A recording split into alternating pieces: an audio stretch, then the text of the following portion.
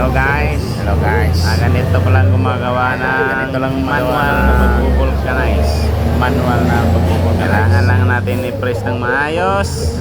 Ganito, i-press lang natin. Ito, i-press natin.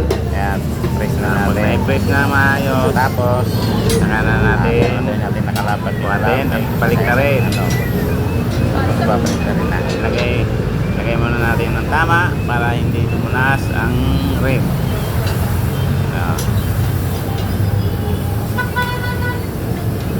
Tapos, yan. I-press natin ulit. Kabilaan yan. Harap likod.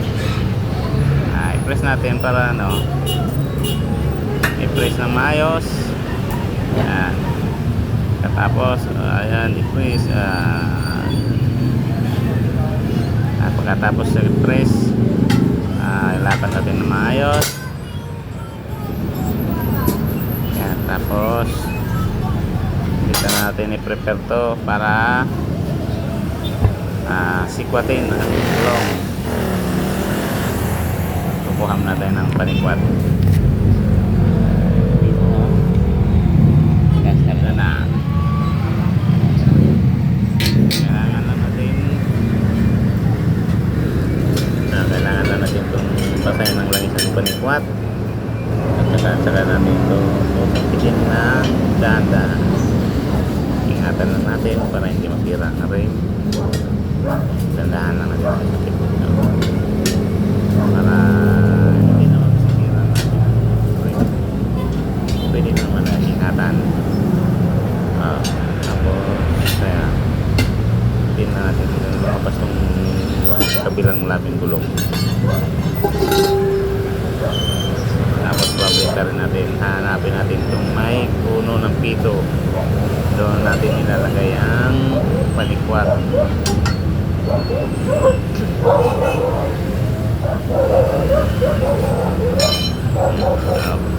Dandahan natin ibabaan. Tapos aapakan po natin yung panikwat na mahaba. Tapos i-press natin doon sa kapilatas para lumapat ang labi, maayos ang panikwat. Umpisa na natin dito.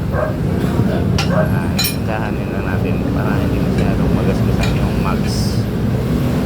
Kahit manual to, pwede naman natin itong tanggalin ng maayos.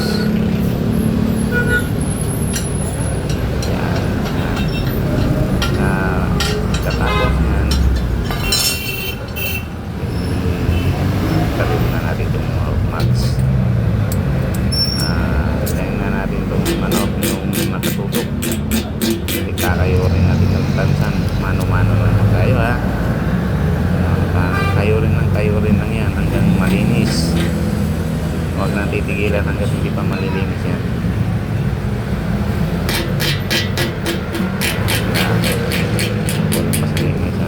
Kayo rin man may para yung adhesive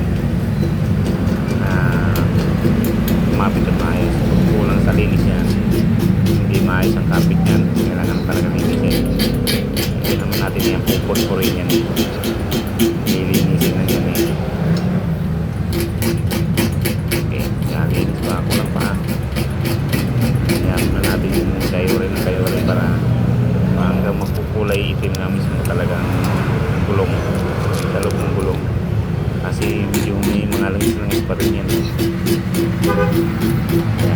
Kayo rin yan. Kasi kalimitan natin ngayon mga automatic na po siya yung paano man-mano ay kukuha mga tayo ng adhesive.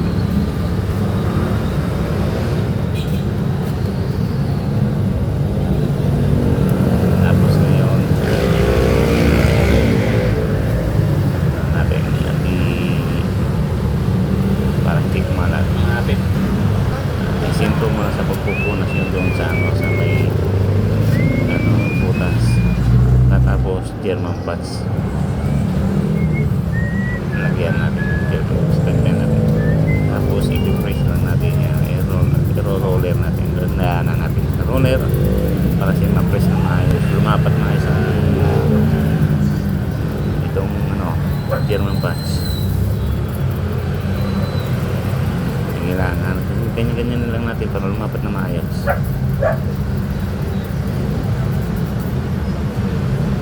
Hanggang ano, okay. Natin natin. Ayos ito. Napagod natin yan.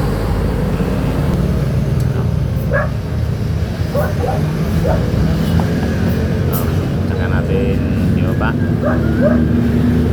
Lagyan natin ng lagas yung labi ng gulong.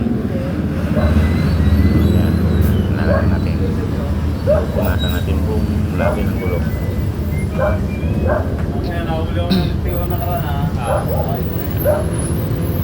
Sama na naman. Pareso natin ang system para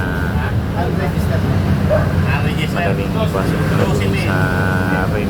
Plus violation. Hindi masyadong maganit. Kasi kung wala maganit yan, hirap ipasok, masisira yung labi ng gulong. Kailangan natin ang lagyan ng langis. Pasada natin ng maayos.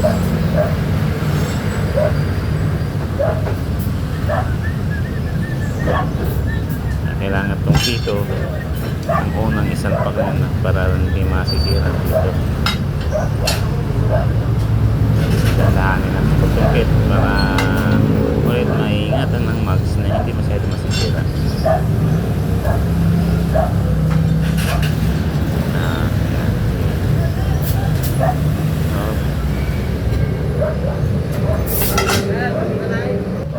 Ayan, tapos na. Tapos repair natin.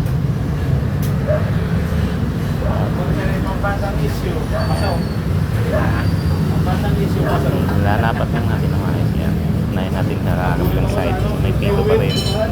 Luna sa tapat na pito para hindi masisira yung pito. Lagi natin dapat ng pito. Pito para hindi masira. Sayang naman. Lulong na kasi sa nangyari. Hindi natin mawawalayan ng pag-iingat sa ating para yung ating iwan hindi masisira. Hindi na nasulitin hanggang pumasok ang saka hindi ito maganit kasi may langis. Oo, tingin-tingin ka dyan. Lalangis Minsan, ang labi. nakita mo doon may manggahan doon na kaliko. Doon nag-aabang yun ngayon. Yan. Yan. Oo. Yan ang shortcut sa mga walang isip. Oo. Pakapalan mo yan para lumapang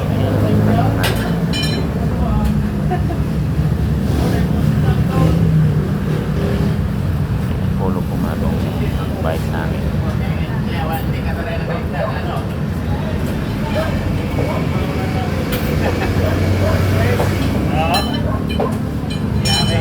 Nakanan natin dito. Kukuha mo ang bakula. Ang bakula dito.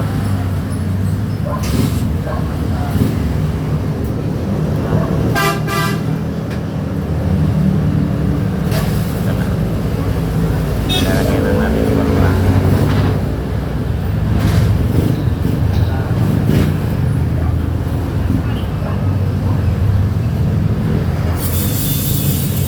Kanan natin hanginan.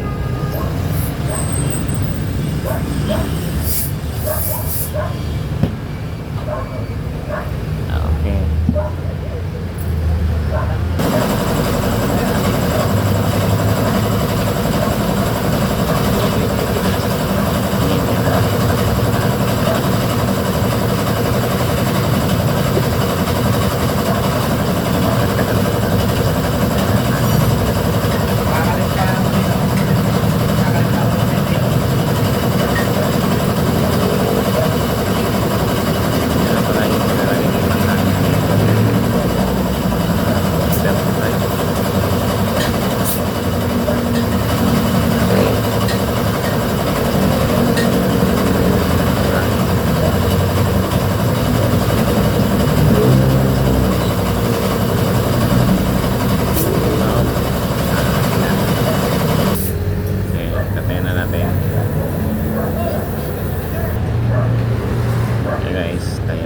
Tapos testing natin yung ilang pasok.